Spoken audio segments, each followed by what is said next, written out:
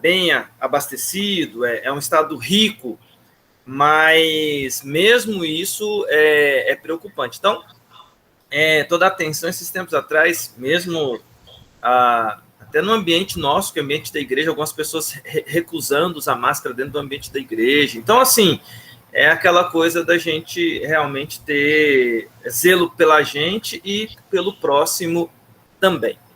Mas obrigado, doutora, e obrigado por compartilhar também o sentimento do seu coração, porque a nós, nesse início de aula, cabe também orarmos, né, pelos médicos, porque enfermeiros e todo esse pessoal que trabalha nos hospitais, porque realmente não é fácil, tá bom?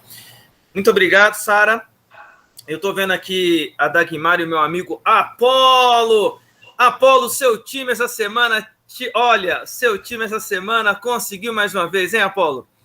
Exatamente. Conseguiu. Não mereceu. Conseguiu ficar definitivamente fora do campeonato. É isso então, mesmo. Você, o Renê e eu estamos muito felizes hoje. A gente, assim, é São Paulino alegre, porque é o time que liderou a maior parte do campeonato e vai conseguir não ser campeão. Olha que alegria nossa.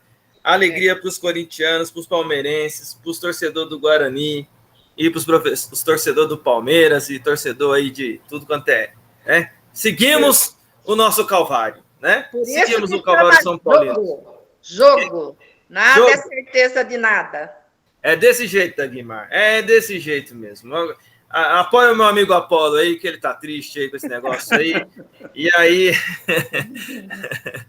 Muito bem, a gente vai começar a nossa aula aqui. Muito bom, sejam todos bem-vindos. Os alunos estão chegando aqui. Tô vendo o Cássio aí todo bonitão aí, todo barbudo aí. O Cássio aí todo estiloso aí. Daqui uns dias o Cássio vai... Eu já vou agendar, viu, Cássio, pra você dar aula aí para nós aí, porque assim, essa primeira parte toda aqui, introdutória, mostrando aqui os nossos caminhos aqui, coisas importantes para a gente ter como referência para o livro de Apocalipse, mas logo a gente vai ter aula aí com o Cássio, com a Sara, para a gente poder compartilhar essa alegria de juntos aqui, a gente poder caminhar na nossa turma, tá bom?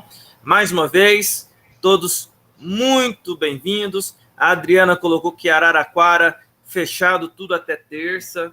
Infelizmente, eu acredito que eles vão ter que tomar medidas mais restritivas. Lá em Goiás, muitas cidades entraram novamente em lockdown, porque, assim, é aquela coisa, o pessoal não sabe de limites, né? Extrapolando limites, então, algumas cidades lá entraram em lockdown. Mas, muito bem. Apenas aqui, fazendo um registro aqui dos alunos que estão conosco aqui nessa manhã, mais uma vez. Evidentemente que o Eladio aqui entra aqui e faz a chamada, mas eu só quero dar as boas-vindas aqui para todos. Nós já começamos a ser gravados, então já vou começar a aula também, mas aqui fazendo referência a todos que entraram. Acho que depois que eu dei as boas-vindas, entraram Dagmar, com quem eu já dei bom dia, e Marfisa, que eu dou bom dia agora para ela, e o Cássio. Então, os demais eu acho que eu já dei o bom dia. Se não dei bom dia para vocês aí. O Hamilton acaba de entrar aqui, meu amigo Hamilton também. Bom dia. Bom dia, Marfisa. Deus abençoe. Bom dia. O Hamilton já chega recebendo bom dia. O Hamilton é antenado demais, né? Porque na semana passada eu falei que estava preocupado com o Edinho. O Hamilton já foi lá, já foi saber notícia do Edinho, já mandou notícia do Edinho para mim. Eu fiquei feliz de saber que o Edinho já está se recuperando. Deve estar melhor do que estava já no domingo passado. Mas muito bem, gente. Muito obrigado. Quer falar alguma coisa aí, Hamilton? Você está com o microfone aberto, você tem prioridade, Hamilton. Não. Você boa pode aula. falar. Boa aula. O Edinho pegou Covid? Pegou. Ah, meu pai. Mas já está sarando. Eu acho que já sarou até. Graças a Deus. O Hamilton já trouxe notícia já na semana passada sobre ele, e ele mandando recado que estava bem, estava se recuperando. Muito bem, meus amigos, já estamos sendo gravados, então a gente vai começar a nossa aula. Eu vou aproveitar que eu já estava falando com o Hamilton aí. Hamilton, ora para nós, meu irmão, por favor, sim. Tá bom. Para que Deus nos abençoe aqui nessa aula de hoje. E antes de você orar, lembra de orar pelos médicos, porque a Sara estava comentando do esgotamento dos médicos, enfermeiros, por conta dessa retomada de casos que estão lotando hospitais. Então, pedir para Deus abençoar a nossa aula, mas pedir também para Deus cuidar da nossa cidade e disso tudo tem acontecido ainda no nosso país. Vamos orar com o Hamilton. Vamos lá. Senhor Deus e Pai, nós te louvamos por mais um dia tão bonito que o Senhor nos dá. Obrigado. Nós te louvamos, Senhor, porque as tuas misericórdias se renovam a cada manhã. Isso nos alegra, Pai, porque embora nós saibamos que a gente tem que viver uma vida segundo o teu querer, muitas vezes a gente erra nas nossas decisões, nas nossas palavras, nos nossos atos, ó Pai. Senhor, em especial agora eu venho pedir que o Senhor esteja abençoando o reverendo Alexandre, que vai trazer o estudo dessa aula, Senhor, que a cada dia a gente possa se sentir mais apaixonado por esse livro aí, ó Pai, que ele venha realmente tirar todas as dúvidas que a gente tem daquilo que é linguagem figurada, daquilo que é aplicação pura, Senhor, que o Senhor esteja realmente não só conduzindo ele através do Teu Espírito Santo, mas também derramando sobre cada aluno as Tuas bênçãos e o Teu Espírito para que a gente possa entender. Pai, também nesse momento onde a gente verifica de novo no mundo e também no nosso país um momento dessa pandemia, Senhor, que o Senhor esteja agindo. Oh, Deus. Agindo nos médicos, Senhor, não só pelo esforço que eles fazem, mas também para que não haja contaminação deles, ó Pai.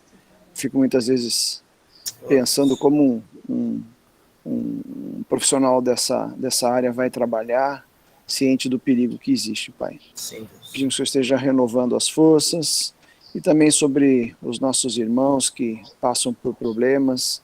Tivemos recentemente uma pessoa que a gente conhece que perdeu o cunhado do presbítero Moisés, que faleceu em virtude da Covid, que o Senhor esteja consolando também a família.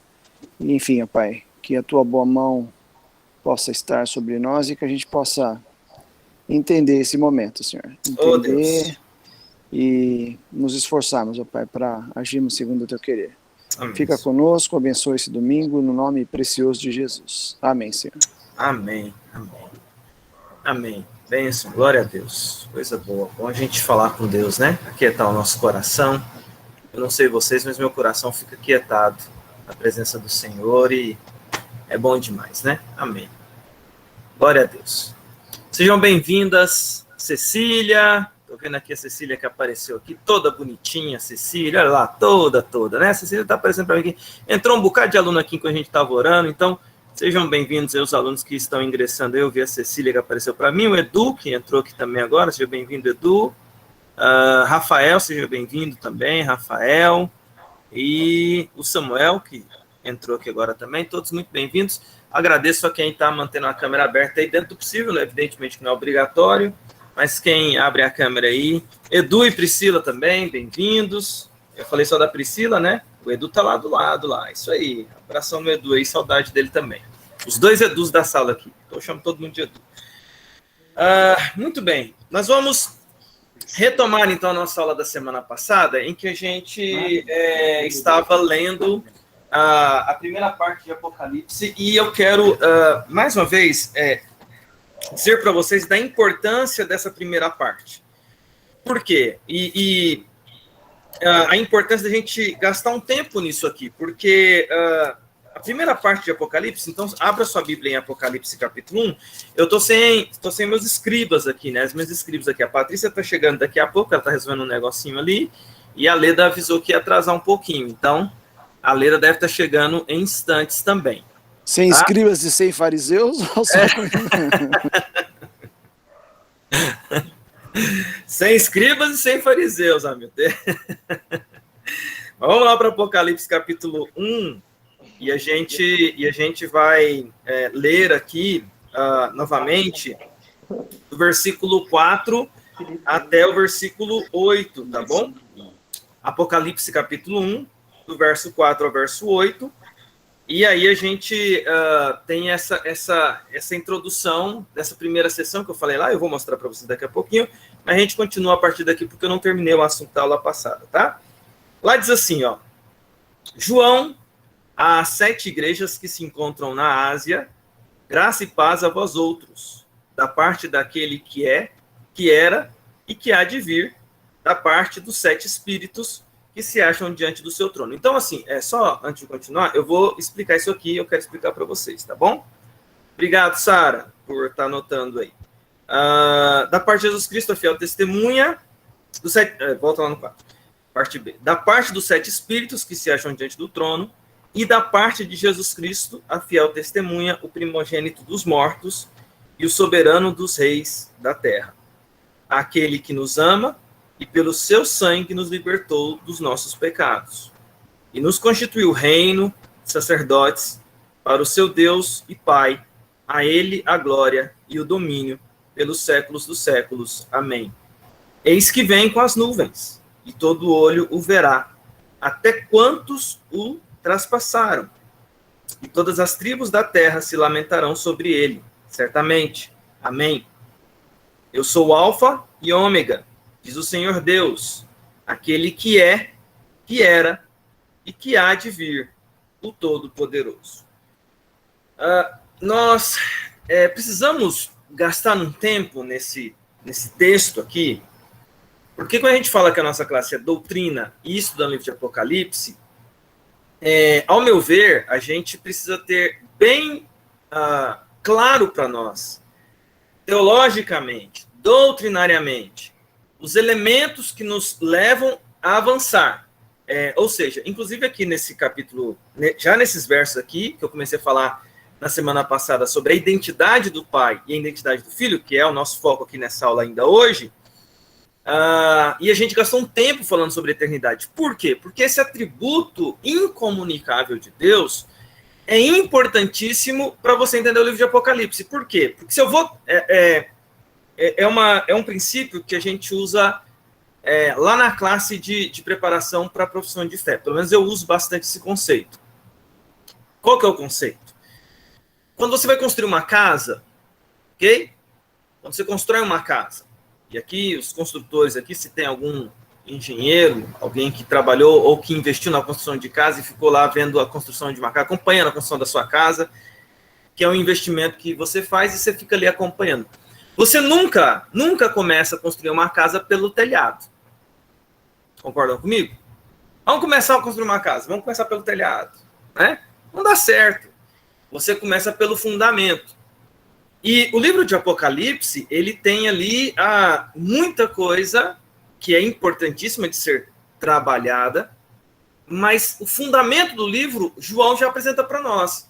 Ele começa o livro dizendo o seguinte, olha, tudo isso aqui que eu vou falar não é da minha cabeça. Vem da parte do Pai, e aí quando ele começa a falar do Pai, ele fala, quem é o Pai? E aí ele revela a identidade do Pai. É importante ver isso porque, assim, é como que, dizendo, olha, quem revela isso é aquele que sabe o final da história, que é o que nós falamos muito na aula passada. Eu não vou retomar tudo que eu falei sobre a eternidade. Mas esse tópico eu quero retomar com vocês no seguinte aspecto. Por que que o livro de Apocalipse é tomado por nós, além de palavra de Deus inspirada, mas por que que o livro de Apocalipse é tão importante para nós? Por que que ele é tão precioso? Porque o Deus eterno, Senhor da história, ok? Senhor do tempo, eterno, é quem está, como diz o texto de Apocalipse em inglês, revelando, revelation. Ele está mostrando para nós fatos que se darão. Por ser ele eterno, ele tem autoridade para falar. É isso que eu estou querendo dizer. Quem sou eu para falar? Vamos fazer um paralelo aqui. Quem sou eu para falar sobre a minha vida daqui a 2 dias? Olha, daqui a 2 dias vai acontecer isso e isso comigo. Eu não tenho essa autoridade. Percebe que existe uma coisa de autoridade? O próprio João não traz para si a escrito ali, mas ele apresenta de cara assim, ó, sabe quem está falando? Quem que anuncia? Quem revela essas coisas que passam a ser descritas aqui nesse livro? Aquele que é eterno, aquele que é o Senhor da história, aquele que é o Senhor do tempo, aquele que está acima. E aí a gente falou sobre eternidade na aula passada, né? E aí a gente tem outro aspecto que também é revelado nesse texto, que é importante para a gente poder observar também. Além de revelar a sua eternidade, o texto também revela a presença da Trindade. O livro de Apocalipse é um livro onde a Trindade está em operação. E aí eu mostro para vocês. Deixa eu até compartilhar para vocês aqui a tela aqui, para quem quiser anotar. E eu vejo aí que a Leda já chegou aí, outros mais que chegaram, sejam bem-vindos aí. A Leda avisou, né? A Leda é sempre muito correta com as coisas, né? Eu sou fã da Leda, né? Ela me avisou que chegaria um pouco mais tarde. Seja bem-vinda, Leda, e outros que ingressaram aqui, a Ruth, a Castelo Novo, e a Terezinha Castelo Novo também. Todos aí que chegaram aí, sejam todos muito bem-vindos, tá?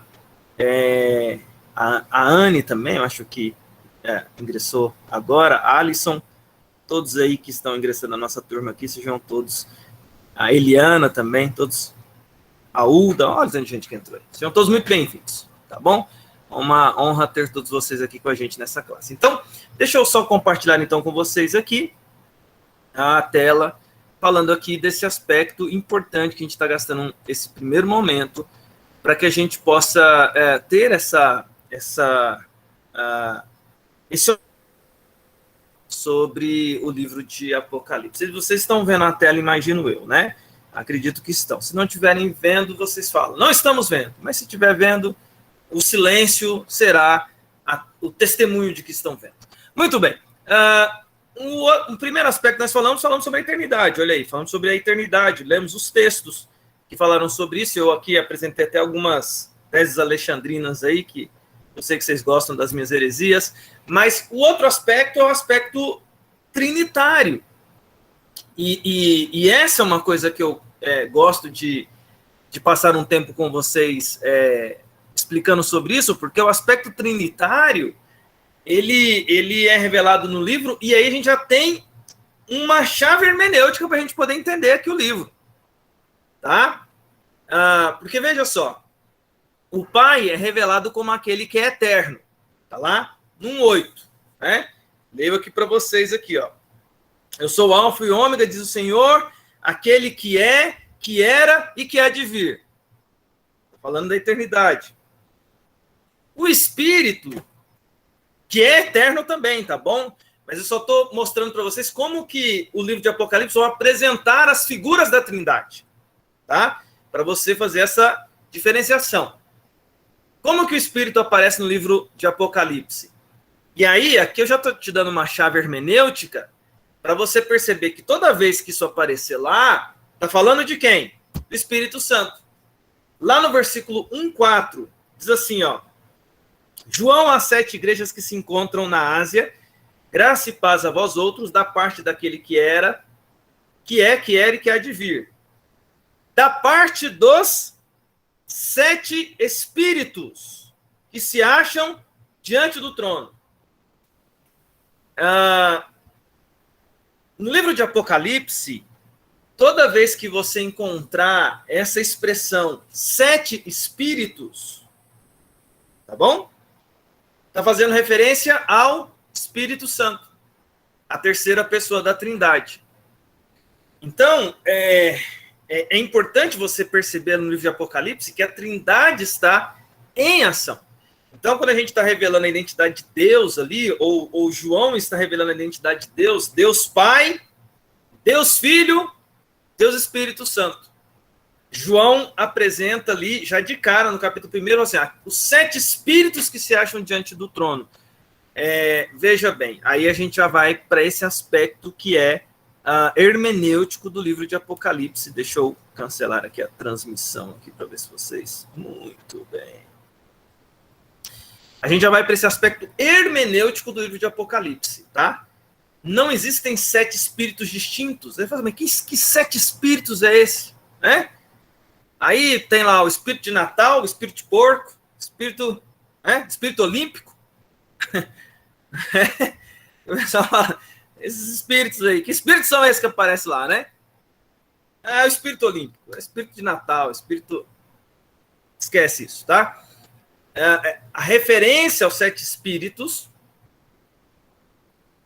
um símbolo que aparece para nós aqui.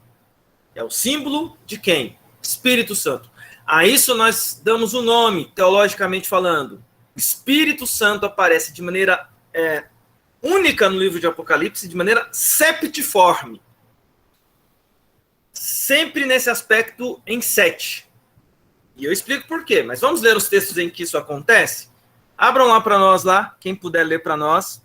Apocalipse 3:1, Apocalipse 4:5 e Apocalipse 5:6. Alguém lê para nós aí Apocalipse 3:1, Apocalipse 4:5, está pertinho um do outro. Apocalipse 3:1, Apocalipse 4:5 e Apocalipse 5:6. Ao anjo da igreja em Sardes escreve: essas coisas diz aquele que tem os 7 Espíritos de Deus e as 7 estrelas. Conheço as tuas obras, que tens nome de que vives e está morto. Ok. 4:5 agora, Apocalipse 4:5.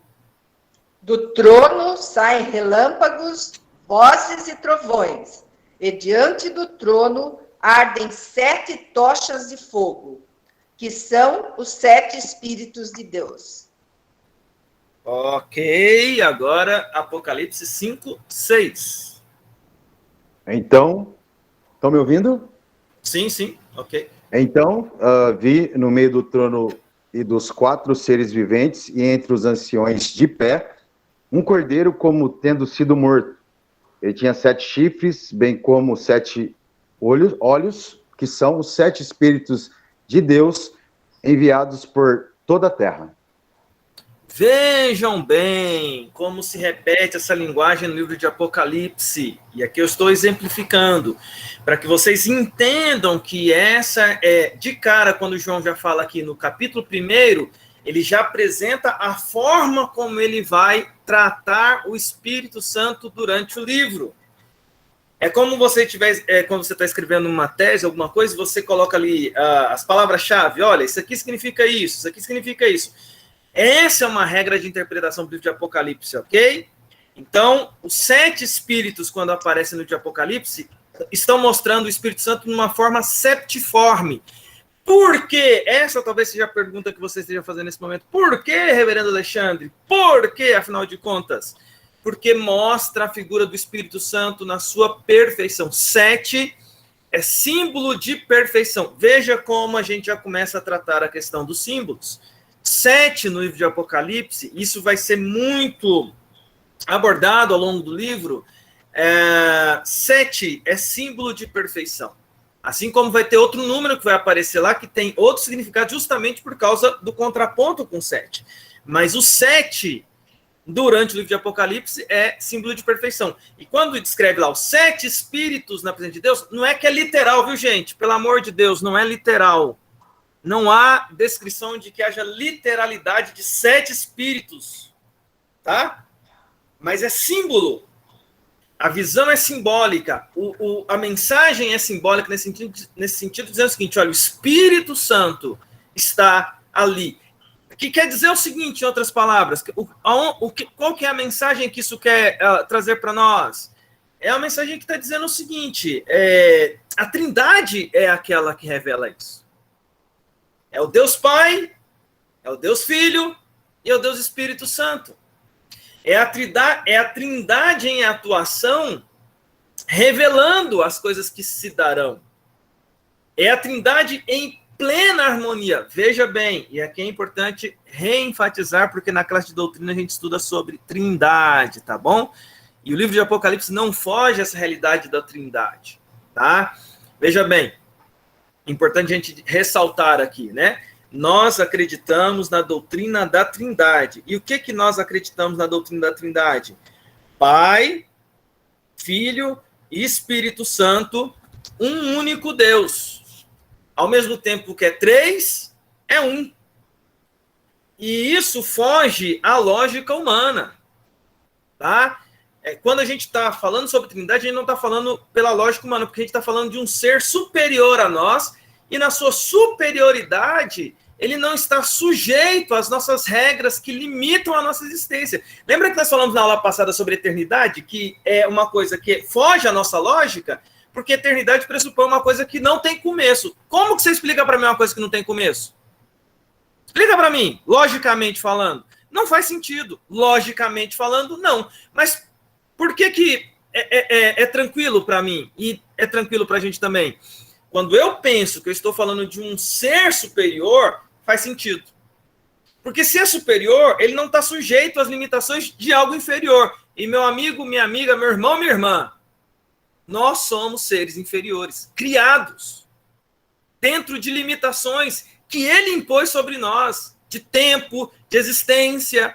A gente está falando de uma existência, de um ser que está acima, que é superior. E os aspectos desse ser único se manifestam quando ele se revela. E é lindo essa revelação, porque há uma harmonia em toda a Escritura, né? É por isso que a gente toma sempre esse cuidado. A gente serve a um único Deus que subsiste em 3 pessoas. Essa é a expressão teológica correta, né? Pai, Filho, Espírito Santo. Que não é... Isso é lindo. Eu amo a doutrina da Trindade, porque eu acho linda e é bíblica. E, assim, é fenomenal, porque a Escritura revela isso de maneira muito natural, né?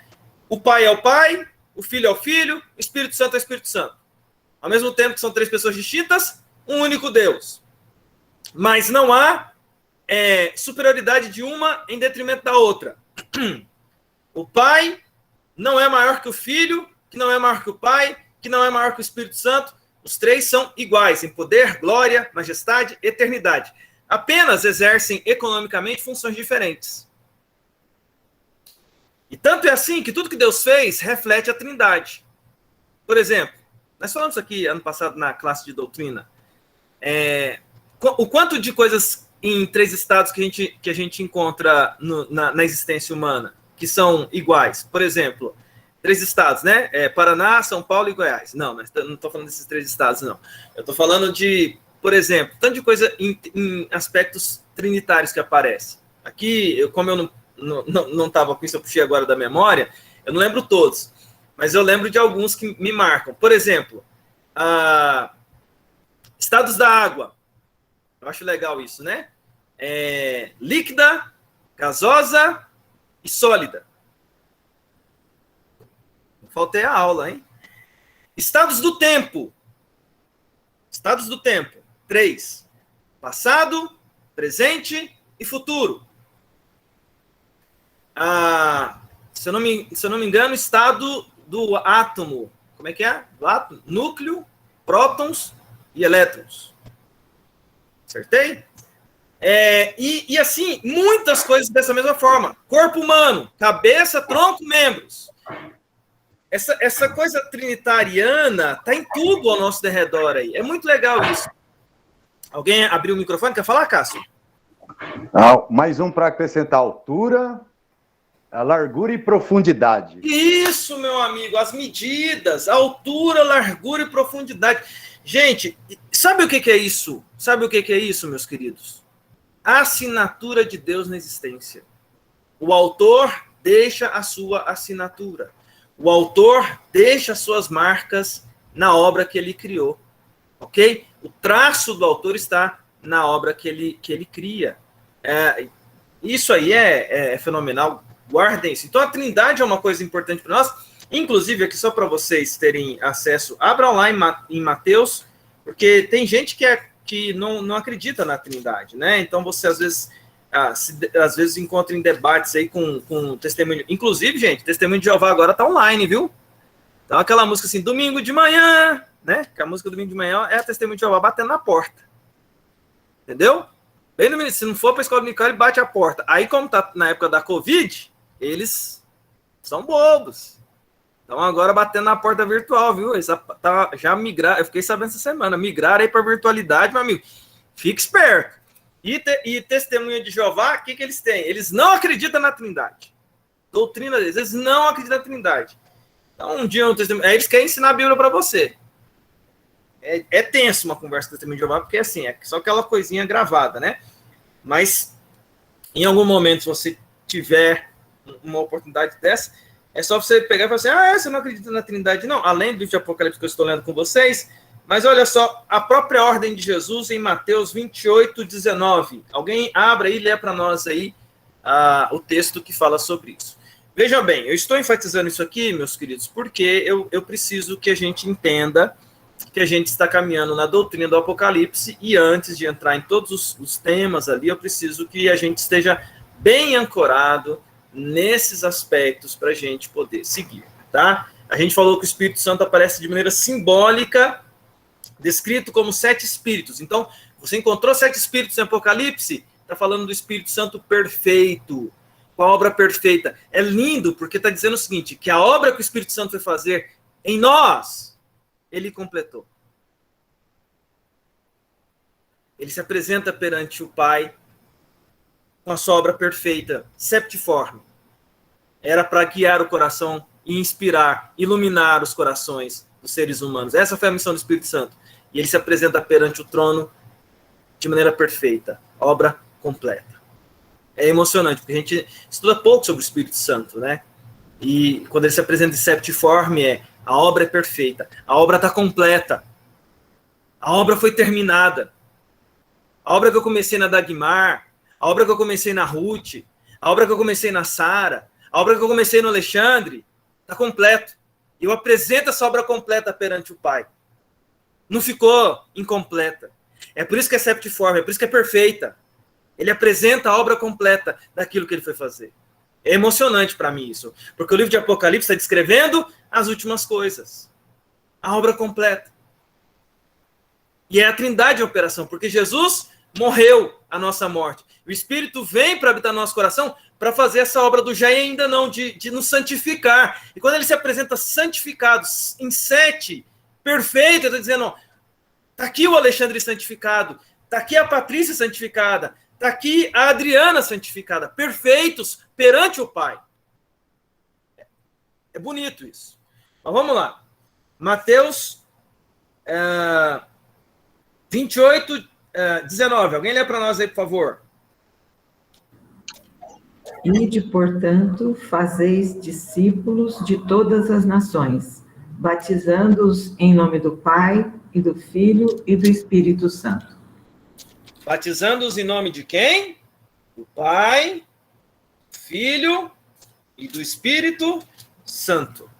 A ordem do próprio Senhor Jesus, em que ele apresenta a Trindade.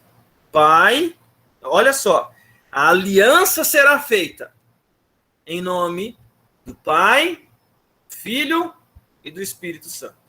Deus triuno. Outro texto que fala sobre a Trindade em aliança perfeita, está lá em Mateus capítulo 3. Alguém lê para nós aí, por favor, do 13 até o 17. E aí, sempre que alguém fala, mas onde aparece a Trindade na Bíblia? Esse texto de Mateus 28 aí, descreve isso para nós. E esse texto de Mateus 3, do 13 ao 17, quem encontrar, por favor, lê para nós.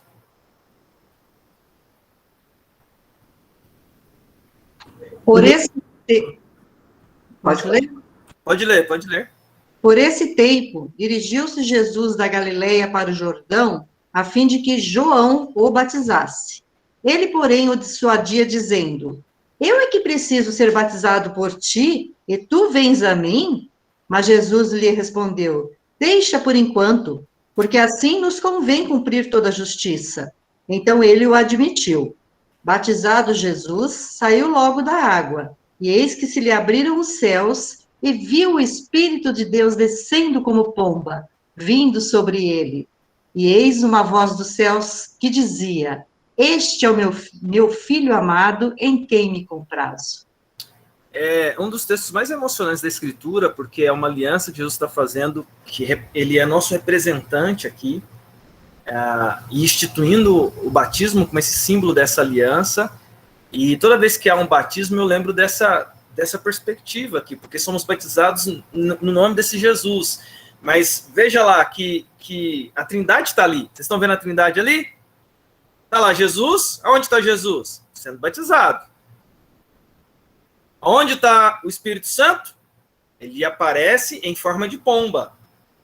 Ok? Veja que está distinto. Não é Jesus que vira lá em forma de pomba.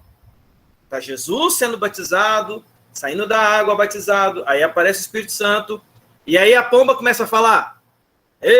Não. Está lá a pomba sobre Jesus, símbolo, está vindo lá Jesus na água, lá saindo da água, né? Mesmo ali na água a gente acredita que foi por aspersão, por causa do hisopo, que era o estilo de instrumento que eles usavam para batizar, por isso que a gente defende o batismo por aspersão. Esse é assunto para outra aula. E uma voz do alto que diz, e a voz é do alto, né? Veja que quem testemunhou, e tanto Mateus quanto Lucas, e Mateus estava lá, Mateus é discípulo de Jesus. Eles estão vendo que não é a pomba que está, é a voz que vem do alto, uma voz que envolve, uma voz estrondosa, que diz, este é o meu filho amado, aonde tem o meu prazer. Aqui a gente tem a Trindade em ação sendo manifesta para nós. E o que isso tem a ver com o livro de Apocalipse? Bem, veja, o livro de Apocalipse está interconectado com toda a Escritura. Eu vou sempre ler o livro de Apocalipse fazendo conexões, tá? A gente vai estar sempre fazendo várias conexões. E essa é uma conexão importante. A Trindade que agiu em toda a Escritura está aqui manifesta, mais uma vez, se mostrando logo de cara através de João, que está escrevendo a revelação, e ele diz, quem está revelando é a Trindade. E nós vamos revelar aqui as últimas... A Trindade revelará as últimas coisas através deste servo que vai registrar essas últimas coisas. Então, veja que lindo é ver essa perspectiva. A Trindade em ação. Outra coisa que João faz questão de apresentar nessa introdução da identidade de quem revela, ele está dizendo, olha, quem está fazendo a revelação? Então, é aquele que é eterno, é aquele que é triuno, é aquele que é soberano. Veja bem, um outro aspecto que está lá em Apocalipse, volta lá para Apocalipse capítulo 1, tá bom? Outro aspecto que é descrito de maneira literal, e é muito bonito isso, né? Lá no versículo 5. Aliás, no versículo 4 e 5, diz assim, ó. João, as 7 igrejas que se encontram na Ásia, graças a Deus, daquele que era, que é de vir, a parte dos espíritos que acham diante do trono, da parte de Jesus Cristo, a fiel testemunha, primogênito dos mortos, e o soberano. O soberano. E essa é uma característica importante, porque aparece lá também no versículo 6. Na parte B. A ele a glória e o domínio pelos séculos dos séculos. Então, outra característica que aparece aqui é a soberania de Deus, do Deus triuno, do Deus Pai, do Deus Filho, do Deus Espírito Santo. Essa é uma outra característica também que João faz questão de apresentar antes de entrar nos pormenores do livro. E aí, qual que é a ligação conosco aqui na aula de Apocalipse? Por que a gente está aqui gastando esse tempo na identidade do Pai e do Filho? Porque soberania é uma coisa muito interessante. Vou até compartilhar com vocês, para vocês poderem anotar direitinho, assim como eu anotei aqui, para você ter aqui essa referência, se você quiser anotar, tá? Apesar de que a gente tem a Leda e a Sara, não sei quem tá, se a Sara passou para a Leda, ou se continua a Sara, independente de quem está anotando, eu sou grato aí a quem está fazendo esse registro aqui nessa manhã, tá bom? Mas só compartilhar com vocês, então, aqui as minhas anotações aqui, para vocês entenderem, né? Veja aqui, soberania. E olha que coisa interessante. 9 das 12 vezes que essa palavra aparece no Novo Testamento estão no livro de Apocalipse. Por quê? Olha que lindo isso, gente. Olha que lindo. O livro de Apocalipse vai descrever para nós uma série de batalhas, mesmo que em paralelo com símbolos diferentes, ou seja, a mesma batalha vai ser descrita várias vezes com símbolos diferentes, mas descreve batalhas que vão também ter aspectos progressivos em cada um desses paralelos. Mas é importante dizer que para quando essas batalhas forem descritas e registradas, existe um soberano, que Deus é o Senhor das batalhas. Então, das 12 vezes, isso é uma informação importante, em que a palavra soberania aparece no Novo Testamento inteiro, aparece 12 vezes a expressão soberania de Deus. Das 12 vezes, 9 vezes estão contidas no livro de Apocalipse. 9 vezes aparece no livro de Apocalipse. Olha a quantidade de vezes que isso aparece. Certamente há um propósito, há uma intenção por trás dessa ênfase nessa expressão soberania. E a ênfase é essa, meus queridos. É importante dizer isso também nesse início de jornada. Veja bem, João está revelando a identidade de quem está contando a história. É eterno, é triuno e é soberano para vencer. O que isso implica, em outras palavras? Implica que não há um dualismo.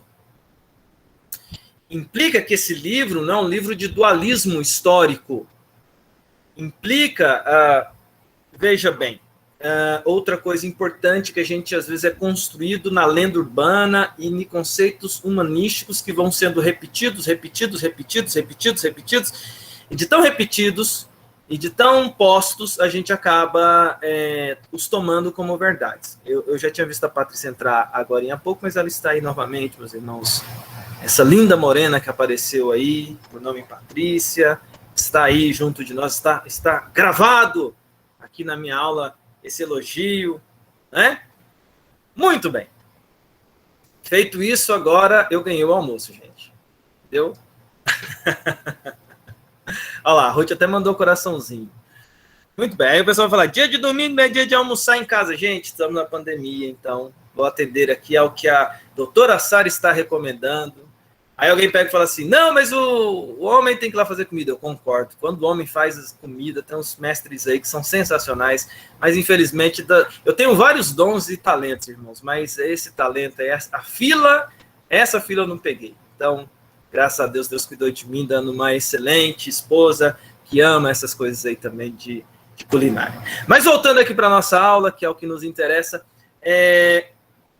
vejam bem que a gente vive num dualismo, que é um dualismo que a humanidade apresenta. O que é dualismo?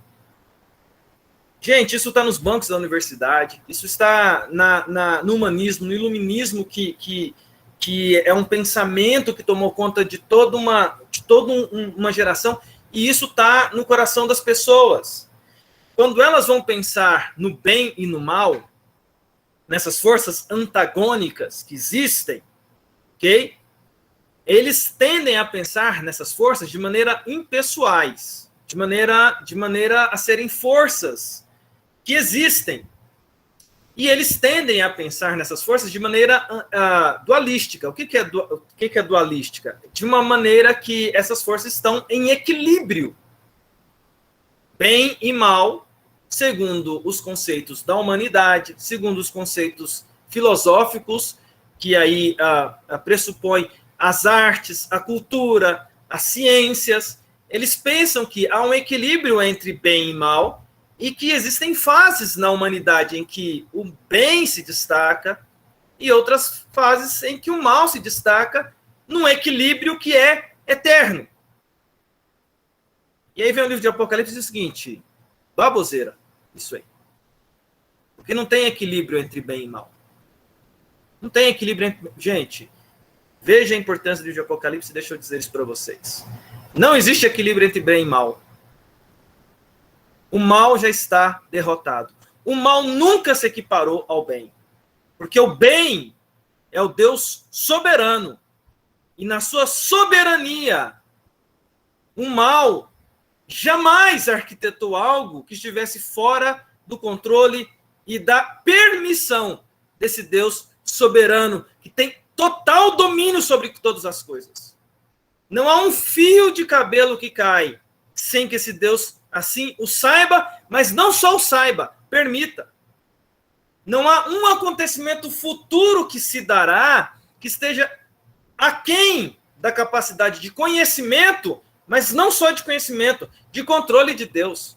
É aquilo que a gente fala da soberania, da onisciência, onipresença, onipotência de Deus. Só Deus é onisciente, onipotente, só Deus, só o Deus triuno é onipotente, onisciente e onipresente. E na sua onipresença é sensacional isso, porque quando a gente pressupõe onipresença, eu estou falando de onipresença plena. E quando eu falo de onipresença plena, eu estou pressupondo o seguinte aspecto, meus queridos. Eu estou dizendo o seguinte, que é impossível. Tem um texto lá, se eu não me engano, de 1 Reis, capítulo 6. É lindo esse texto. Eu amo esse texto. Porque mostra uma guerra dos reis da Síria, do rei da Síria, perdão, contra o rei de Israel. O reino de Israel já estava dividido entre reino do norte e reino do sul. E o rei da Síria resolveu atacar o reino do norte, o reino de Israel. Lá em Israel tinha um profeta chamado Eliseu. E até esses dias eu fui pegar na igreja, estava falando rápido, troquei Eliseu por Esaú, aquilo ali, foi uma pequena raiva disso aí, que às vezes pregador tem disso, né? Falar as palavras e não... Mas Eliseu, porque eu já preguei muito sobre Eliseu, o profeta Eliseu, que sucedeu Elias, e às vezes o cansaço da mente da gente acontece isso, né? Quando eu já vi o pregador trocando nome, eu falei, pregador trocando... Aí aconteceu comigo, gente, tá vendo? É isso aí que acontece na vida da gente. Se vocês me verem trocando nome disso, vocês me corrijam, viu? Porque acontece, tá? Eliseu, ele era o profeta no Reino do Norte, em Israel. E o rei da Síria começa a fazer planos para prender uma armadilha para prender o rei de Israel. E ele começa a fazer as armadilhas, tocaias, para prender o rei de Israel e dominar o reino de Israel, o Reino do Norte. E toda vez que ele fazia uma armadilha, Eliseu ia e avisava para o rei de Israel. Rei de Israel, não vá por tal caminho, porque ali tem uma armadilha para você. E aí o rei de Israel se livrou 1, 2, 3 vezes. Aí o rei da Síria falou assim, mas peraí, como é que o rei de Israel está sabendo aí das minhas armadilhas? Aí ele reúne com os generais dele, lá no recôndito do quarto lá de planejamento militar dele, e fala assim, quem de vocês aqui está traindo a mim? Quem de vocês é com o inimigo? Aí um dos generais, certamente com medo, né, falou assim, rei, nenhum de nós, rei. Mas o que você fala aqui no nosso recôndito aqui, quartel-general militar nosso aqui, nosso pentágono aqui, Deus, o Deus dos hebreus, revela para o profeta Eliseu. Ele vai lá e conta, aí a gente não tem como fazer.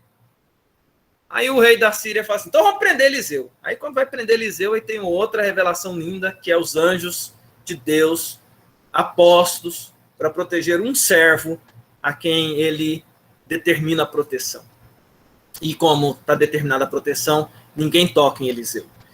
Mas o meu foco aqui com vocês não tem informação que seja oculta de Deus. Implica em dizer que isso dá pela onisciência e pela onipotência e pela onipresença dele, em harmonia. Ou seja, o diabo com seus anjos pode fazer o plano que for, mirabolante que for. Ele pode reunir onde ele quiser reunir. Ele pode ir para o centro da terra. Ele pode ir para o quinto dos infernos. Ele pode ir para onde ele quiser ir. Fala assim, não, aqui nós vamos reunir aqui, vamos fazer um projeto. Agora o nosso projeto aqui vai destruir tudo. Deus não vai saber. Não tem isso. Não tem isso. E o livro de Apocalipse fala, vão haver batalhas. Vão acontecer batalhas. Mas não existe equilíbrio entre bem e mal para que uma hora o bem vença, outra hora o mal vença. Um ringue eterno de uma luta em que uma hora um ganha, outra hora outro ganha. Isso não existe. O livro de Apocalipse quer dizer o seguinte, existe um soberano que é senhor das batalhas. E ele nunca perdeu uma batalha, porque ele é soberano sobre as batalhas. E o livro de Apocalipse versa sobre isso. Esse soberano, que é senhor das batalhas. Isso me traz também como a gente falou na primeira aula, né? Alguém fala assim, o livro de Apocalipse não é um livro que crente... toma cuidado pelo livro de Apocalipse, porque é um livro difícil, não sei o quê. Cuidado para você ler o livro de Apocalipse. Meus irmãos, isso é a maior besteira, porque o próprio livro de Apocalipse, eu falei isso aqui na aula passada, foi dito lá para João. É para todo mundo ler. Leia esse livro nas igrejas aí. Manda ler em voz alta, em público para a igreja. Porque, para mim, o livro de Apocalipse é o livro da esperança, é o livro da certeza, porque, veja bem, é contra os sofismas e mentiras e falácias desse mundo. Porque, veja bem, gente, uma das coisas que a gente tem, certamente, quanto seres humanos, é insegurança quanto ao futuro. Temos ou não temos? Isso é coisa nossa. É coisa nossa. A gente vive num mundo de incertezas, de potestades que estão aí exercendo escravidão sobre as pessoas. A potestade da vaidade, do dinheiro, do sexo, do poder. E isso nos afeta também. Nós temos um coração caído que é atingido por essas forças em alguma medida. E a gente vive num contexto de muita insegurança, de medos, né? A gente tem medo até mesmo da gente, por causa da nossa natureza pecaminosa, ser um empecilho para a nossa salvação. Ou quem nunca pensou, nossa, se eu morrer em pecado, o que acontece? Eu pequei e morri. E aí, gente? O que acontece? Você viveu a vida inteira assim, ó, uma vida santificada, uma vida de serviço ao Senhor. Aí, bem no dia que você comete um pecado, seja ele qual for aí, mentiu, ou alguma coisa de ordem sexual, ou alguma coisa de ordem financeira, você pecou e, na sequência, pum, morreu. Morreu na hora do pecado. Viveu a vida inteira. E aí segue no meu exemplo aqui. Uma pessoa, não estou falando de um crente de mentira, estou falando de um crente de verdade, sincero, honesto. Ou seja, entregou a vida para Jesus, viveu a vida inteira servindo a Jesus, mostrando a ação do Espírito Santo na vida dele, mas pecou e morreu. Aí a pergunta que fica, e aí, foi para onde? Porque pecou e morreu. Foi para onde, gente? E agora? Como que a teologia responde isso aí para nós? A graça do Senhor. A graça, né, Dagmar? Veja bem, olha como isso aqui é uma coisa importante. O Senhor soberano das batalhas já venceu a batalha final lá na cruz do Calvário. Quando diz lá que ele morreu por todos os meus pecados, implica em dizer que os redimidos, inclusive os pecados que a gente vai cometer,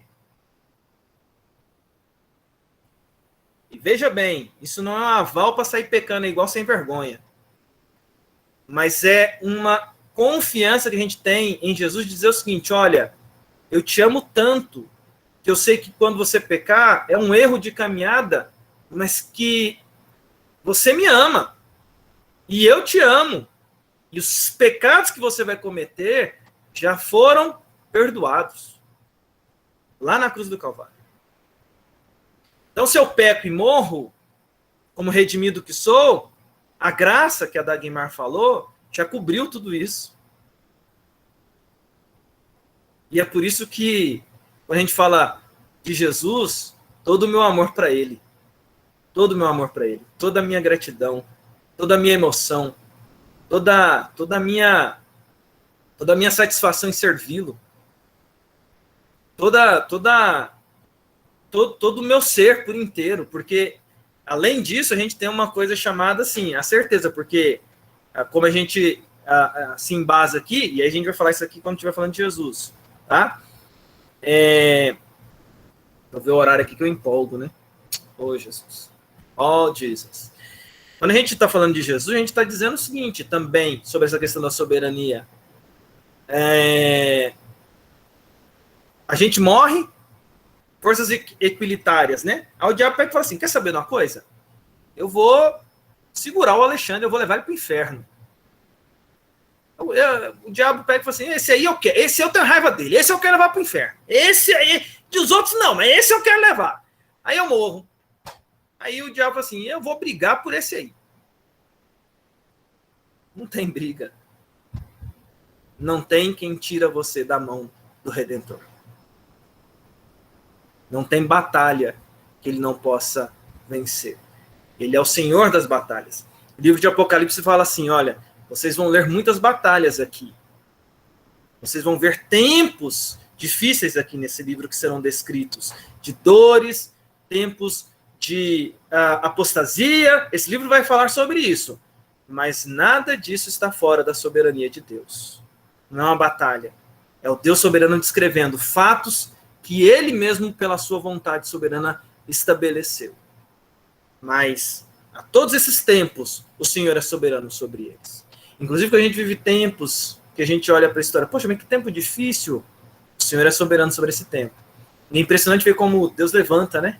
Eu gosto de olhar para a história é uma boa testemunha nesses momentos, né? Você pega a história da humanidade, você tem um período chamado de Era das Trevas, aí você tem Lutero se levantando, aí você fala assim, nossa, Lutero era um cara simples, Lutero fazia um trabalho ordinário, na semana anterior ele tinha pregado outras teses lá na Catedral de Wittenberg, era trabalho que ele fazia direto, ele escrevia teses, era o serviço dele, ia lá e publicava, ele escrevia tese e publicava, ele escreveu mais uma, as 95 teses, e foi lá e publicou, mas Deus falou assim, chegou a hora,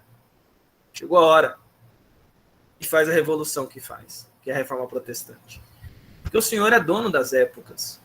Você pega lá o coração de Simonton, lá nos Estados Unidos, em Princeton, pensando um monte de coisa. Você pega a história de Simonton, um menino normal, comum, olhando para as meninas apaixonadas. Você pega o diário de Simonton e fala assim, nossa, aquela menina é bonita. Ele descreve essas coisas. Gente normal. Aí Deus pega e fala assim, esse menino eu vou mandar para o Brasil, para que através dele eu tenho uma igreja ali naquele país. E de repente o coração de Simonton vira e fala, não, eu tenho que ir para...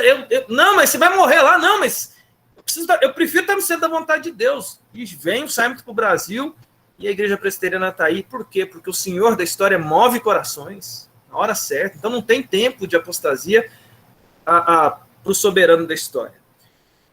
Gente, eu hoje estou empolgado, feliz da vida, porque falar de livro de Apocalipse é o que eu gostaria de mostrar para vocês. É apaixonante. Eu conversava com alguém ontem e falava assim, nossa, você está num desafio de falar do livro de Apocalipse, é um livro difícil. É um livro muito doutrinário. É um livro com muitos assuntos complexos, sim, mas é um livro apaixonante. É um livro que precisa ser lido e estudado.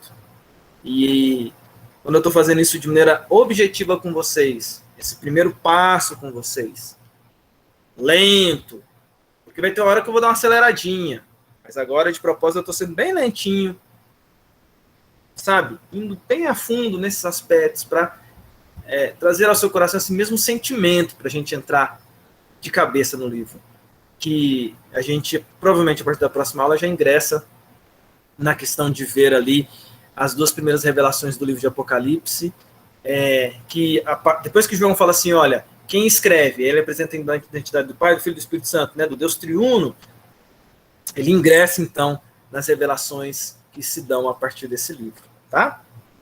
Então, a gente já teve aqui algumas informações importantes, como dos 7 espíritos, e outras todas mais que a gente está rememorando para a gente ingressar nesse livro com esses elementos de pano de fundo, para a gente entender um bocado de coisa que acontece ali, tá bom? Alguma pergunta? Eu não tive como olhar para o chat. Vou pedir para o Marçal aí. Marçal, se você está me ouvindo, Marçal ou Irani, pare a gravação. Esses tempos atrás funcionava, agora o Marçal não está dando mais moral para a gente, não. Marçal, pare a gravação, Marçal.